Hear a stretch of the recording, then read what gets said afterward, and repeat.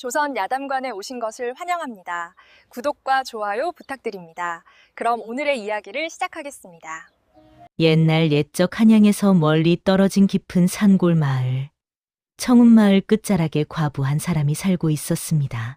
마을 사람들은 그녀를 청운댁이라 불렀지요. 남편을 일찍 여의고 혼자 살림을 꾸려가는 그녀는 30살에 접어들었지만 여전히 단정한 자태를 지니고 있었습니다. 하지만 과부라는 신분 때문에 마을에서는 늘 조심스럽게 처신해야 했지요. 청운댁의 집은 마을 끝자락 산기슭에 자리 잡고 있었는데 작은 논밭과 뒷산의 약초로 근근히 생계를 이어가고 있었습니다. 봄이 되면 산에 올라 약초를 캐고 여름엔 논에 나가 일하고 가을엔 추수를 하며 겨울을 준비하는 것이 그녀의 일상이었습니다. 마을 사람들은 청운댁을 불쌍히 여기면서도 한편으론 경계했습니다. 젊고 단정한 과부가 혹여 마을의 평화를 해칠까 두려워했던 것이지요. 특히 마을의 부녀자들은 자신의 남편들이 청운댁을 흘끔거리며 쳐다볼 때면 눈을 부라리곤 했습니다. 청운댁은 그런 시선들을 잘 알고 있었기에 더욱 조심스럽게 살았습니다. 장에 갈 때도 고개를 숙이고 걸었고 마을 사람들과 마주치면 먼저 인사를 하며 비켜섰지요. 하지만 그럴수록 마음 한구석은 더욱 외로워졌습니다. 청운댁의 집에는 머슴 한 명이 있었습니다. 이름은 돌쇠였지요. 26살 청년이었지만 신분이 처냈기에 아직 장가도 가지 못한 처지였습니다. 돌쇠는 청운댁의 남편이 살아있을 때부터 이 집에서 일했습니다. 남편이 세상을 떠난 후에도 청운댁을 모시며 논밭일과 힘든 일을 도맡아 했지요. 돌쇠는 말수가 적고 우직한 성품이었습니다. 주인 마님을 멀리서 바라만 볼 뿐 감히 가까이 다가설 생각조차 하지 못했습니다.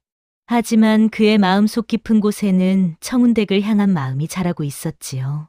마을 사람들은 때로 수군거렸습니다. 젊은 과부와 젊은 머슴이 한 집에 있으니 무슨 일이 벌어질지 모른다고 말이지요.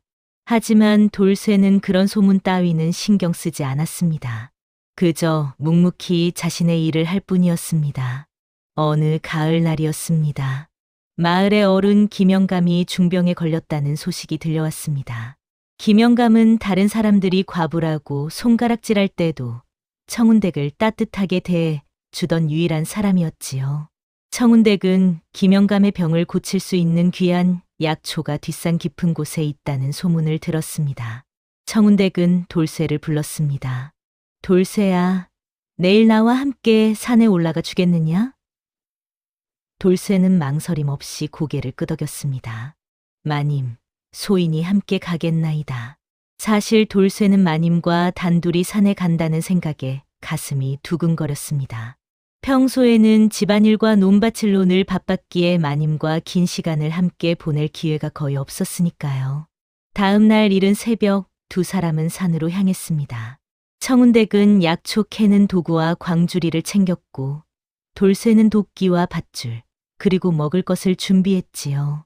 주먹밥 몇 개와 물통을 챙긴 돌쇠는 무거운 짐을 모두 자신의 등에 짊어졌습니다. 산길은 험했지만 두 사람은 익숙하게 올라갔습니다. 청운댁이 앞장서서 길을 찾고 돌쇠가 뒤에서 따라오며 가시덤불을 쳐냈습니다. 마님, 저기 샘물이 있나이다. 잠시 쉬어 가시지요. 돌쇠의 말에 청운댁은 고개를 끄덕였습니다. 두 사람은 샘가에 앉아 물을 마시며 숨을 돌렸지요. 청운댁은 문득 돌쇠를 바라보았습니다. 햇살 아래 땀 흘리는 돌쇠의 모습이 어딘지 믿음직스러워 보였습니다. 곧 다시 길을 나선 두 사람은 더욱 깊은 산속으로 들어갔습니다. 나무들이 울창해지고 햇빛도 점점 희미해졌지요. 해가 중천에 떴을 무렵 청운댁은 마침내 찾던 약초를 발견했습니다. 돌쇠야, 저것 좀 보거라. 바로 저것이다. 벼랑 끝에 자라고 있는 귀한 약초였습니다. 하지만 그곳에 다가가기에는 너무나 위험해 보였지요. 돌쇠는 고개를 저으며 말했습니다. 마님, 저곳은 너무 위험하옵니다. 다른 것을 찾아봅시다. 아니다. 저 약초는 기명감 병을 고칠 수 있는 유일한 것이란다. 꼭 구해야 해. 청운댁의 눈빛은 단호했습니다. 돌쇠는 한숨을 쉬며 밧줄을 꺼냈습니다. 그럼 소인이 내려가겠나이다. 아니다. 돌쇠야. 너는 힘이 세니 위에서 밧줄을 잡고 있거라. 내가 내려가겠다. 마님, 그럴 수는 없나이다. 돌쇠의 목소리가 커졌습니다. 평소 과묵한 그가 이렇게 큰 소리를 낸 것은 처음이었지요. 청운댁은 잠시 놀란 표정을 지었다가 부드럽게 말했습니다. 돌쇠야, 내 마음은 고맙지만 약초 캐는 것은 내가 더 익숙하단다. 염려 말고 밧줄만 잘 잡고 있거라. 결국 돌쇠는 청운댁의 뜻을 꺾지 못했습니다. 돌쇠는 든든한 나무에 밧줄을 묶고 청운댁 허리에 다른 한쪽을 단단히 감았습니다. 손이 떨렸지만 최대한 신경 써서 매듭을 지었지요. 마님, 조심하시옵소서. 위험하면 즉시 올라오셔야 하옵니다. 알았다. 돌쇠야. 걱정 말거라. 청운댁은 천천히 벼랑을 내려가기 시작했습니다. 돌쇠는 밧줄을 꽉 잡고 긴장한 얼굴로 지켜보았지요. 손에 땀이 나고 심장이 쿵쾅쿵쾅 뛰었습니다. 청운댁이 조심스럽게 벼랑을 내려가는데 갑자기 하늘이 어두워지기 시작했습니다. 이상하구나. 아침엔 날씨가 그리 맑더니 돌쇠가 하늘을 올려다보며 중얼거렸습니다. 먹구름이 순식간에 몰려오고 있었지요. 산속 날씨는 원래 변덕스럽기로 유명했지만 오늘따라 유난히 빠르게 변하고 있었습니다. 마님, 빨리 올라오시옵소서. 비가 올 것 같나이다. 돌쇠가 소리쳤습니다. 잠깐만, 거의 다 왔다. 청운댁이 약초에 손을 뻗는 순간 천둥 소리와 함께 빗방울이 떨어지기 시작했습니다. 순식간에 폭우로 변했지요. 하늘이 갈라지듯 천둥이 울렸고 번개가 번쩍였습니다. 청운댁은 간신히 약초 몇 뿌리를 캐내어 품에 넣고 올라오기 시작했습니다. 하지만 빗물로 인해 바위가 미끄러워져 발을 헛디뎠습니다. 으아! 청운댁이 비명을 지르며 미끄러졌습니다. 돌쇠는 있는 힘을 다해 밧줄을 잡아당겼습니다. 발을 땅에 단단히 디디고 온몸에 힘을 쏟아부었지요. 마님, 꼭 잡으시옵소서. 천신만고 끝에 청운댁을 끌어올린 돌쇠는 그녀를 꼭 껴안았습니다. 두 사람은 숨을 헐떡이며 서로를 바라보았지요. 청운댁의 얼굴에는 빗물과 함께 눈물이 섞여 흘러내렸습니다. 돌쇠의 품에서 청운댁은 처음으로 안도감을 느꼈습니다. 그 순간 천둥 소리보다 더 큰 소리가 들렸습니다. 산사태였습니다. 빗물에 젖은 흙과 바위가 무너져 내리기 시작한 것이지요. 저기 동굴이 있나이다. 어서 피하시옵소서. 돌쇠가 청운댁의 손을 잡고 달렸습니다. 두 사람은 가까스로 동굴 안으로 뛰어들었고 그들이 서 있던 자리에 거대한 바위와 흙더미가 쏟아져 내렸습니다. 동굴 입구가 완전히 막혀버렸지요. 귀청이 터질 듯한 소리가 한참 동안 계속되었습니다. 두 사람은 숨을 죽인 채 서로를 꼭 껴안고 있었습니다. 밖에서는 여전히 바위와 흙이 쏟아지는 소리가 들렸습니다. 한참이 지나서야 바깥 소리가 잠잠해졌습니다. 동굴은 칠흑같이 어두웠습니다. 다행히 돌쇠가 챙겨온 부싯돌로 불을 붙여 주변을 살필 수 있었지요. 돌쇠가 불을 붙인 나뭇가지를 들고 입구를 살폈지만 거대한 바위들이 겹겹이 쌓여 있어 손 쓸 방법이 없었습니다. 이를 어찌하면 좋단 말인가. 청운댁이 탄식했습니다. 옷은 비에 젖어 온몸이 떨렸고 추위가 몰려왔지요. 이제 막 죽을 고비를 넘긴 터라 정신이 아찔했습니다. 다리에 힘이 풀려 주저앉고 말았지요. 돌쇠는 서둘러 마른 나뭇가지를 모아 불을 피웠습니다. 마님, 여기 앉으시옵소서. 옷을 말리셔야 하옵니다. 하지만 청운댁은 머뭇거렸습니다. 좁은 동굴 안에 남자와 단둘이 갇힌 상황이 몹시 불편했던 것이지요. 과부의 몸으로 이런 일이 생기다니 마을 사람들이 알면 뭐라 할까 두려웠습니다. 하지만 지금 당장은 추위가 더 문제였습니다. 이대로 있다가는 병이 날 것 같았지요. 돌쇠는 청운댁의 마음을 눈치챘는지 동굴 반대편으로 물러나 앉았습니다. 마님, 염려 마시옵소서. 소인은 여기 있겠나이다. 마님께서는 저쪽에서 옷을 말리시옵소서. 그의 배려에 청운댁은 마음이 조금 놓였습니다.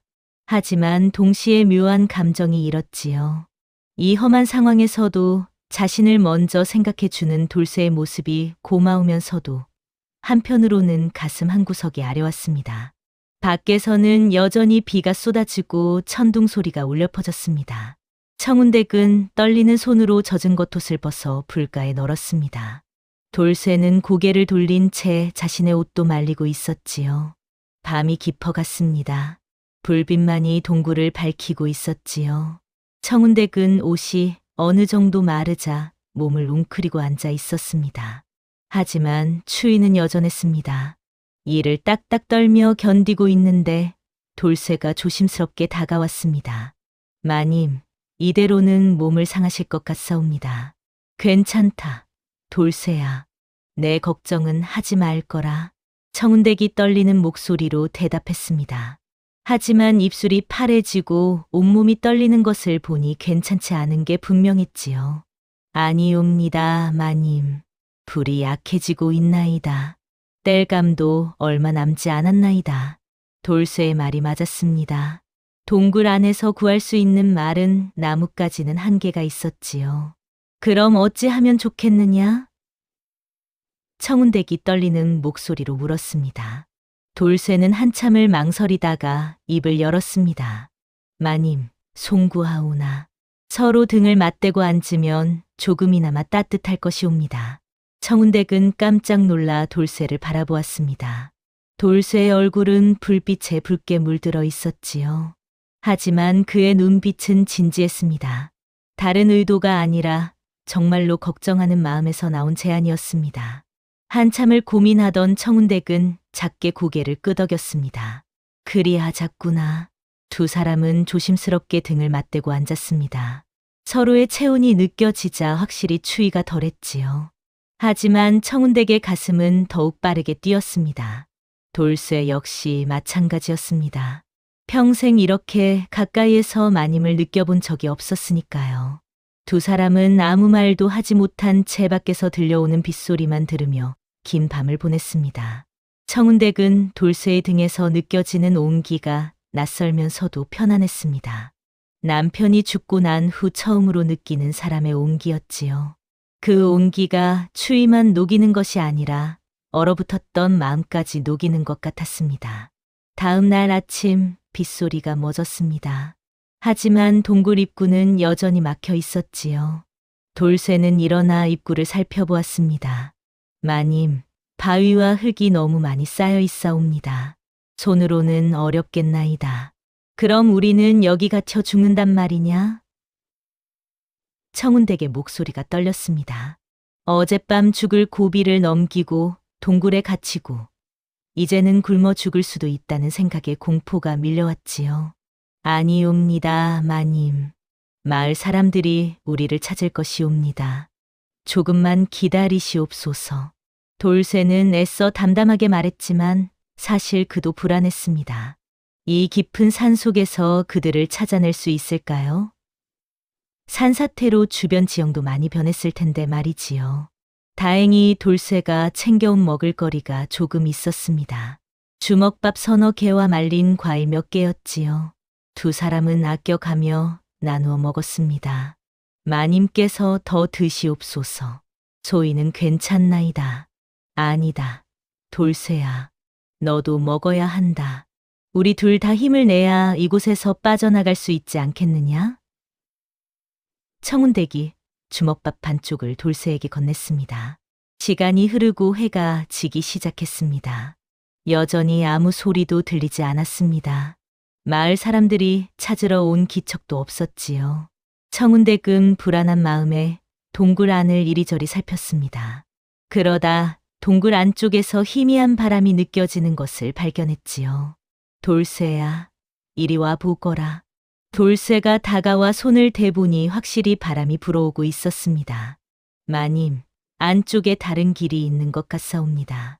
두 사람은 횃불을 들고 동굴 깊숙이 들어갔습니다. 좁은 통로를 지나니 또 다른 공간이 나왔지요. 그곳에는 놀랍게도 맑은 샘물이 솟아나고 있었습니다. 바위 틈새에서 솟아오르는 물은 차갑고 깨끗해 보였습니다. 이제 물 걱정은 하지 않아도 되겠구나.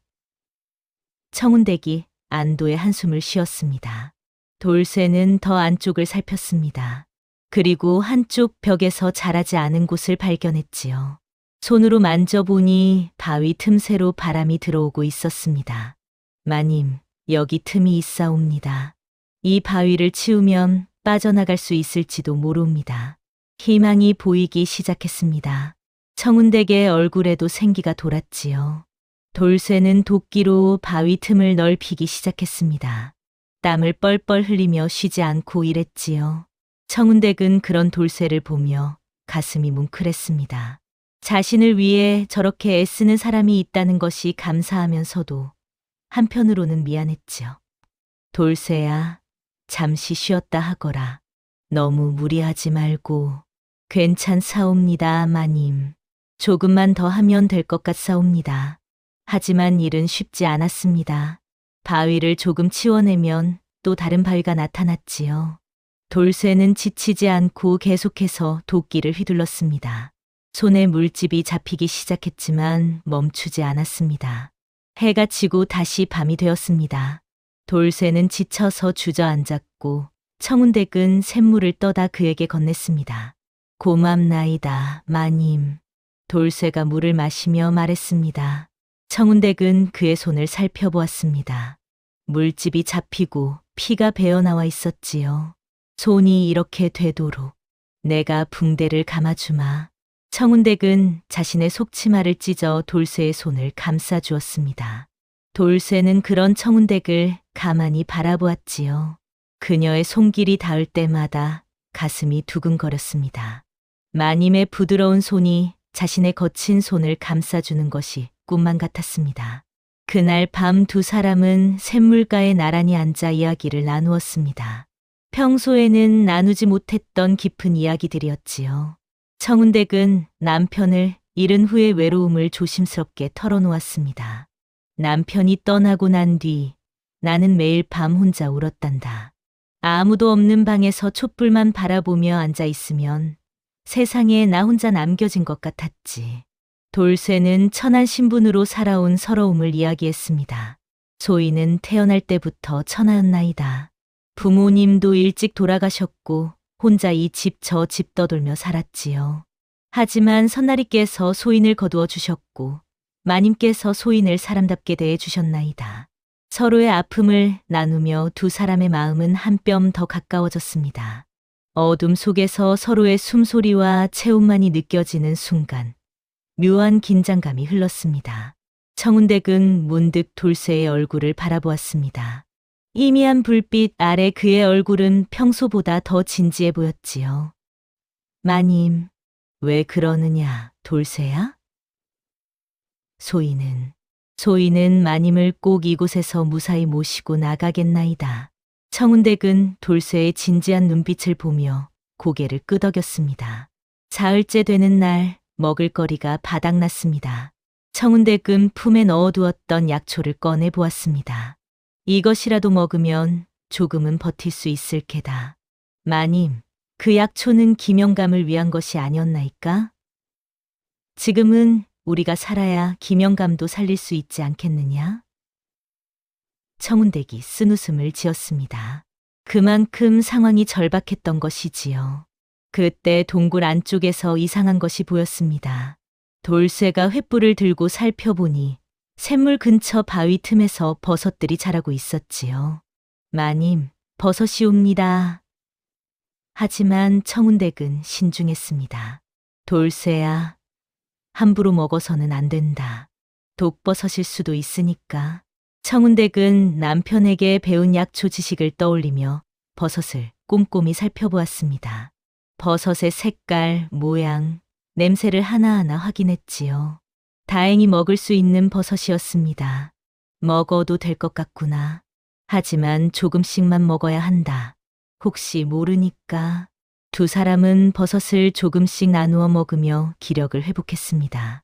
그리고 돌쇠는 다시 바위를 치우는 일에 매달렸지요. 청운댁도 옆에서 작은 돌들을 옮기며 도왔습니다. 나흘째 드디어 바위 틈 사이로 햇빛이 들어오기 시작했습니다. 마님, 빛이 보이옵니다. 돌쇠가 기뻐 소리쳤습니다. 청운댁도 달려와 틈새를 들여다보았지요. 확실히 바깥 세상이 보였습니다. 파란 하늘과 나무들이 보였지요. 조금만 더 힘내자, 돌쇠야. 이제 거의 다 왔다. 청운댁의 격려에 돌쇠는 더욱 힘을 냈습니다. 그런데 그때 바위가 갑자기 움직이며 무너져 내렸습니다. 돌쇠가 재빨리 청운댁을 끌어안고 피했지만 그의 어깨에 작은 바위가 떨어졌지요. 돌쇠가 신음했습니다. 돌쇠야. 청운댁이 다급하게 그를 부축했습니다. 돌쇠의 어깨에서 피가 흘러나오고 있었습니다. 청운댁은 눈물이 날 것 같았지요. 자신 때문에 돌쇠가 다쳤다는 생각에 가슴이 찢어지는 것 같았습니다. 내가 치료해 줄 테니 가만히 있거라. 청운댁은 남은 약초를 빻아 돌쇠의 상처에 발랐습니다. 그리고 자신의 속옷을 다시 찢어 상처를 감싸 주었지요. 마님, 괜찮사옵니다. 이 정도는. 입 다물고 가만히 있거라. 청운댁의 단호한 목소리에 돌쇠는 더 이상 말을 잇지 못했습니다. 그날 밤 돌쇠는 열이 나기 시작했습니다. 상처가 덧난 것 같았습니다. 청운댁은 밤새 샘물로 천을 적셔 돌쇠의 이마를 식혀주었지요. 마님, 주무시옵소서. 소인은 괜찮사옵니다. 입 다물고 누워있거라. 내가 아프면 내가 어찌 빠져나간단 말이냐? 청운댁의 눈가에 눈물이 맺혔습니다. 자신 때문에 돌쇠가 다쳤다는 생각에 가슴이 아팠지요. 돌쇠는 그런 청운댁을 바라보며 마음이 뭉클했습니다. 평생 아무도 자신을 이렇게 걱정해 준 적이 없었으니까요. 마님, 왜 그러느냐? 소인은 마님을 모실 수 있어 행복하였나이다. 돌쇠의 고백에 청운댁은 가슴이 뛰었습니다. 그녀는 돌쇠의 손을 꽉 잡았습니다. 너도 죽는다는 소리 하지 말 거라. 우리 꼭 살아서 나가야 한다. 청운댁은 밤새 돌쇠를 간호했습니다. 열이 오르내릴 때마다 찬물로 이마를 식혀주고 약초를 다려 먹였지요. 새벽이 되어서야 돌쇠의 열이 조금 내렸습니다. 며칠간의 정성스러운 간호 덕분에 돌쇠는 서서히 회복되었습니다. 하지만 완전히 나을 때까지는 무리할 수 없었지요. 며칠간의 정성스러운 간호 덕분에 돌쇠는 서서히 회복되었습니다. 하지만 완전히 나을 때까지는 무리할 수 없었지요. 청운댁은 돌쇠를 대신해 직접 바위를 치우는 일을 시작했습니다. 마님, 그러시면 안 되옵니다. 돌쇠가 벌떡 일어나려 하자 청운댁이 그를 제지했습니다. 가만히 있거라. 나라고 못할 것 없다. 내가 나를 위해 애썼으니 이제는 내가 너를 위해 일할 차례다. 청운댁은 도끼를 들고 바위를 쳤습니다. 힘이 약해 진도가 느렸지만 포기하지 않았지요. 그러던 중 청운댁은 바위 틈새에서 낡은 보따리를 발견했습니다. 돌쇠야, 이것 좀 보거라. 두 사람은 조심스럽게 보따리를 꺼냈습니다. 안에는 오래된 옷가지와 함께 편지 한 장이 들어 있었지요. 청운댁이 편지를 펼쳐 읽기 시작했습니다. 그녀의 표정이 점점 굳어졌습니다. 무슨 내용이옵니까, 마님? 이것은 한 여인이 쓴 편지구나. 편지에는 먼 옛날 양반집 아씨와 머슴이 이 동굴에 갇혔다는 내용이 적혀 있었습니다. 그들도 청운댁과 돌쇠처럼 산에 갔다가 산사태를 만나 동굴에 갇혔다고 했지요.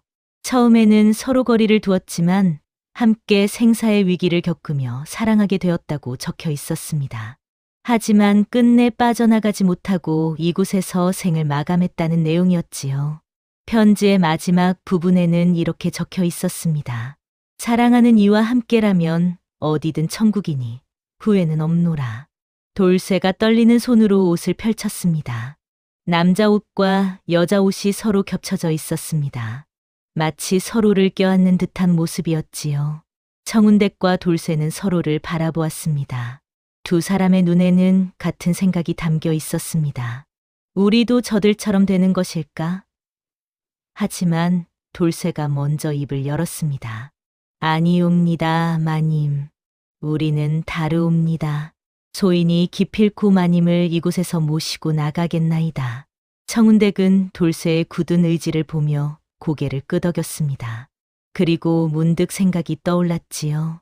돌쇠야, 혹시 이 옷가지들로 밧줄을 만들 수 있지 않을까? 옷으로 밧줄을요? 그렇다.